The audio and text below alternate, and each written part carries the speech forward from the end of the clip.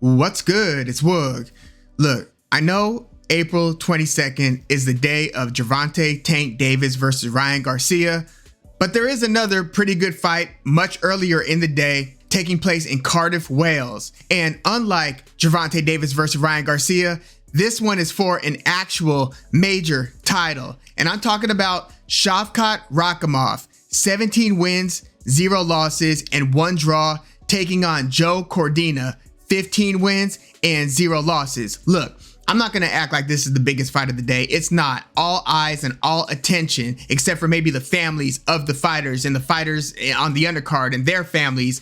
Everybody's going to be paying attention to Gervonta Davis versus Ryan Garcia, but I would encourage you to check this fight out. And the way that this fight came to be, it's a little bit interesting. Rakhimov and Cordina, again, both undefeated. They were supposed to fight a little while ago, and they were supposed to be competing for then Joe Cordina's newly earned IBF title in his shocking second round knockout over Kenichi Ogawa. But while training for his fight against Rakhimov, which would have been Cordina's first title defense, he hurt his hand, and almost inexplicably, the IBF suddenly and quickly stripped Cordina of his newly won IBF belt and made a Skavkat Rakhimov versus Zelfa Barrett fight for a now vacant IBF title, and Skavkat Rakhimov won that fight, and we're going to talk about that fight in just a second.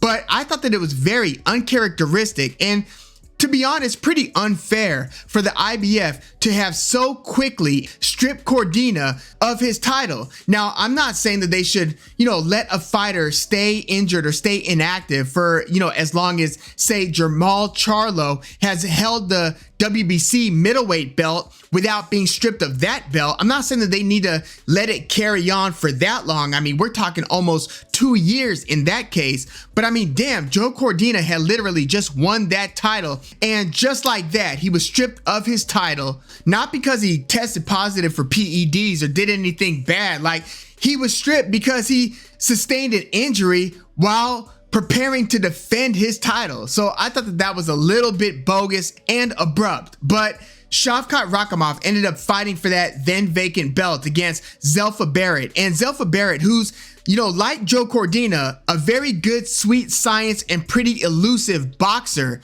was winning those early rounds against Skavkat Rakhimov. He even knocked Rakhimov down. But something happened in the middle rounds. I still don't know if this was like an injury to Zelfa Barrett's leg, or I didn't know when I was watching the fight. It looked like a leg injury, an ankle injury of some sort, because he was suddenly unsteady and unbalanced for the remainder of the fight. And this ended up being a TKO win for Rakhimov, but it turned out he had gotten hit in the ear, Zelfa Barrett did. So something happened to his eardrum where it threw his equilibrium off and he wasn't able to regain balance, for the rest of that fight. So it was one of those bizarre things, but credit to Skavkat Rakhimov, he hit him in the ear to cause that injury to throw Barrett's balance off. And so that's how Skavkat Rakhimov earned the IBF title. Very good fight. And, going into that one, I was really interested to see how Skavkat Rakhimov was going to handle the clean boxing of Zelfa Barrett. And Rakhimov was struggling, again, in those early rounds. But you know what?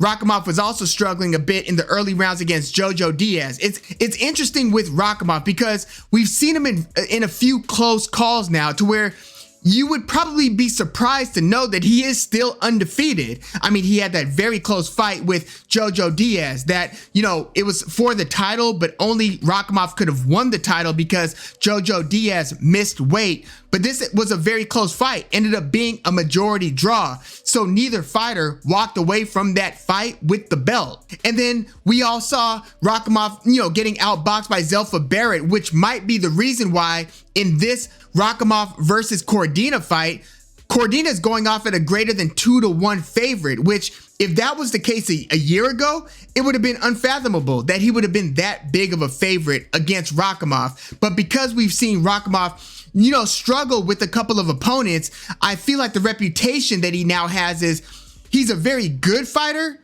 but he's not like an A-level fighter at the elite level. He's not in that elite upper tier. Whereas Cordina, he's coming off that second round knockout over Ogawa. So because of recency bias, plus Cordina's also undefeated, I feel like he's kind of got the hotter name right now. But if you look at Cordina's resume, he hasn't fought the level of competition that Rakhimov's fought if you consider Zelfa Barrett and Joseph Jojo Diaz. Although, if you consider Rakhimov's biggest win outside of that Zelfa Barrett win, it was against Azinga Fuzili. It was a 8th round knockout over Fuzili in South Africa, and that's the one that kind of set Rakhimov for that title challenge against Jojo Diaz.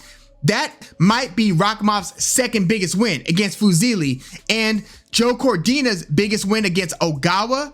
Ogawa was coming off of a knockout win over Azinga Fuzili as well. So this will basically be Joe Cordina's second fight against a fighter who's knocked out Azinga Fuzili. But yeah, I do think that there's some recency bias that's going into these pro Joe Cordina betting odds. But let's look at this matchup, Rakhimov versus Cordina.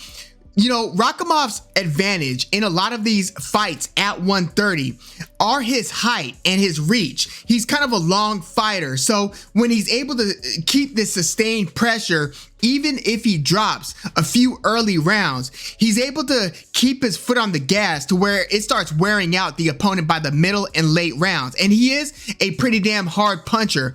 Out of his 17 wins, 14 have come via knockout. I feel like Joe Cordina, he had the sweet science reputation going into that fight against Ogawa, where the idea was if there is going to be a knockout in this fight, it's going to be Ogawa knocking out Cordina. And if Cordina is going to beat Ogawa, it's going to be via decision.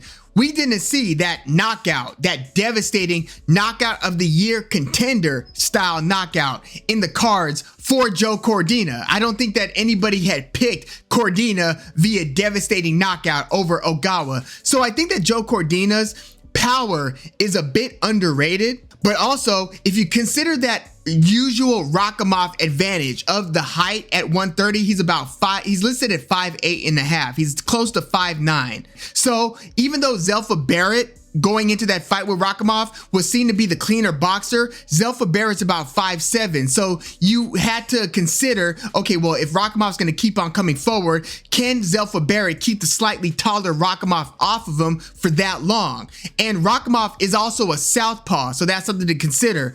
But Joe Cordina is actually slightly taller than Rakhimov. So that advantage that normally works for Skavkat Rakhimov in the height, he's going to be giving up about a half an inch in height against Joe Cordina. Joe Cordina is deceptively tall. He's 5'9". Again, think about it. 130, 5'9". So it's actually a little bit surprising that Joe Cordina, who used to fight at lightweight like a few years ago and like basically all the way up until 2019. So for the first few years of his pro career, Joe Cordina was a lightweight and then went to 130. And it's surprising that even like at 31 years old, that's how old Cordina is right now, that he's still able to sweat down all the way to 130 with that 5'9" frame. So unless somehow Joe Cordina is going to be diminished because perhaps this is one fight too many at 130 for Cordina, I think that it's more likely that if Cordina is still at his best, that he is going to be able to outbox Rakhimov, and that, you know, even as Rakhimov applies the pressure, I think that that could actually work against Rakhimov because Rakhimov at times walks into big punches. He did so against Jojo Diaz. He did so against Zelfa Barrett. Again, Rakhimov was dropped against Zelfa Barrett. I think that Joe Cordina is going to be able to hit Rakhimov pretty cleanly. I think that Rakhimov is going to be a bit frustrated, and you know, Cordina hasn't fought a lot of southpaws. Like if you look at least his last like 8 fights, they were all against orthodox fighters. In fact, I'd have to dig like early into Cordina's career. Like I'm talking about his first like few fights to find a southpaw that Cordina's fought. Like he hasn't fought any in the relevant and recent part of Cordina's career. He hasn't fought a southpaw. So it is possible that this look against Rakhimov, who's going to be coming in with heavy hands, throwing that left hand. Maybe that does cause Cordina some big issues. I mean, we just saw Joe Joyce struggle mightily with the left hand of Zhang Zhile. So maybe those angles are going to be problematic for Cordina. But if he is able to box Rakhimov, similarly to how he boxed, Korbanov, which wasn't an easy fight. Like Korbanov, came close to winning that. It was a majority decision win for Joe Cordina in that one. And then against Miko Kachatrian, that was a more dominant victory for Cordina. And that was Cordina's most recent fight just before that Ogawa fight. Again, he hasn't fought many upper tier near elite fighters as of now. To me, this is a significant step up for Cordina, but I do see enough skills in his arsenal to be able to outbox Rakhimov. And I do think that Rakhimov is going to be walking into a lot of punches. And I think that Cordina is going to win a 8 rounds to 4, maybe even 9 rounds to 3. I don't see this as being a split decision style win for Cordina. I think that the styles actually favor Cordina here because of Rakhimov's aggression and because of Cordina's ability to make you pay for not being on your P's and Q's defensively. And in a lot of cases, how do you beat a southpaw? With a nasty straight right hand, and Cordina likes to let that right hand fly, and he dresses it up pretty well too. He'll change levels. I mean, did you see the way that he knocked Ogawa out? It wasn't even a jab right hand. It wasn't even really a demonstrative feint in right hand, nor was it the Canelo versus Amir Khan look low and throw high. He basically just twitched his elbow. That was the feint.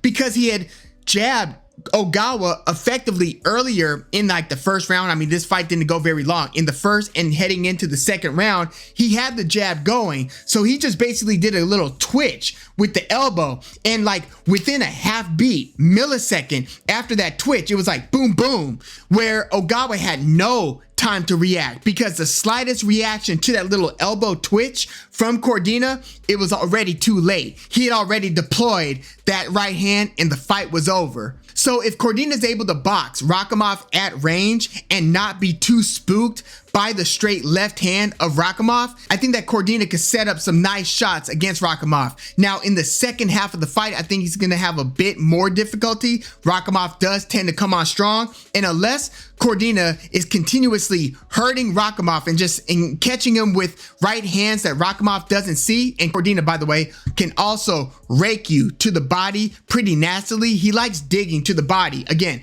I think that his reputation is a little bit deceiving. Cordina isn't just a back up and try to box you and stay out of the pocket, and he's not avoiding exchanges. He'll be happy to trade punches with you. He's just such a good defensive fighter, at least at this point of his career, to where it seems like he's more the magician style boxer, but he can let some heavy shots go. So I think that he's going to drop Rakhimov somewhere along the way. Again, I think Rakhimov's going to have more success in the second half of the fight, but I think that Joe Cordina is going to have done enough in the first half of the fight and win enough rounds in the second half of the fight to where he earns, again, a 116 to 112 type of win over Rakhimov. And that would do a lot for Cordina's stock going into his next fight. This fight is going to be in Cordina's home country of Wales. So yeah, there's going to be a raucous pro Cordina crowd as well. So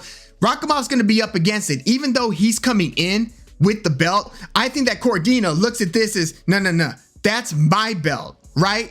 You were supposed to be the challenger to my belt. It just so happens, boxing politics, the IBF took my belt away, let you fight for the vacant title. Now you're holding my property. I think that Joe Cordina kind of sees it as that. So Rakhimov, again, he's coming in with the title, but he's the betting underdog. I think that was a little bit surprising, but I do think that Cordina will ultimately win a close but somewhat clear decision over Rakhimov. So yeah, let me know what you think about this one, Rakhimov versus Cordina.